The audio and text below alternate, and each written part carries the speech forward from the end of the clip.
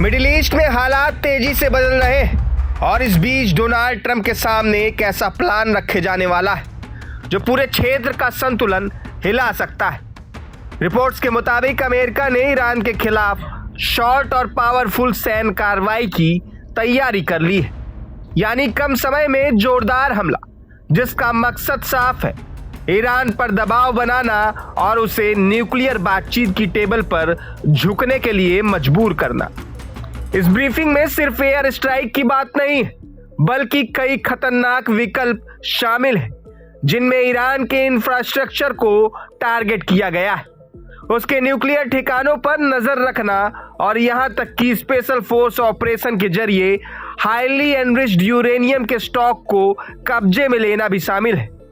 सबसे ज्यादा चिंता बढ़ाने वाली बात यह है कि अमेरिका स्टेट ऑफ हॉर्मुज के एक हिस्से पर नियंत्रण करने का प्लान भी बना रहा है। यह वही समुद्री रास्ता है जहां से दुनिया का बड़ा तेल व्यापार गुजरता है। अगर यहां कोई सैन्य एक्शन होता है तो इसका सीधा असर पूरी दुनिया की अर्थव्यवस्था पर पड़ेगा। रिपोर्ट्स ये भी कहती है कि इस ऑपरेशन में ग्राउंड फोर्स यानी जमीन पर सैनिकों की तैनाती भी शामिल हो सकती है, जो इसे सिर्फ एक सीमित हमला नहीं बल्कि बड़े टकराव की ओर ले जा सकता है। और अब बात उस हथियार की जिसने इस खबर को और भी ज्यादा खतरनाक बना दिया है। अमेरिका अपनी सबसे advance hypersonic missile dark eagle को मिडिल ईस्ट में तैनात करने पर विचार कर रहा है। यह मिसाइल इतनी तेज है कि दुश्मन के पास रिएक्ट करने का भी समय नहीं बचता। इसकी स्पीड और सटीकता इसे गेम चेंजर बना देती है। अगर इस मिसाइल का पहली बार इस्तेमाल होता है तो यह सिर्फ ईरान के लिए नहीं बल्कि पूरी दुनिया के लिए एक बड़ा संदेश होगा कि अमेरिका अब नई पीढ़ी के युद्ध की ओर बढ़ चुका है।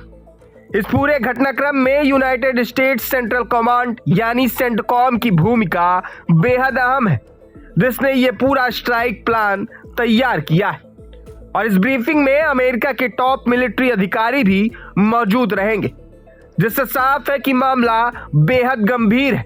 सवाल ये उठता है कि क्या ये सिर्फ दबाव बनाने की रणनीति है या फिर सच में कोई बड़ा एक्शन होने वाला है, क्योंकि अगर एक भी कदम गलत पड़ता है तो मिडिल ईस्ट में एक नई जंग की शुरुआत हो सकती है, जिसका असर सिर्फ ईरान और अमेरिका तक सीमित नहीं बल्कि पूरी दुनिया को इसकी कीमत चुकानी पड़ सकती है।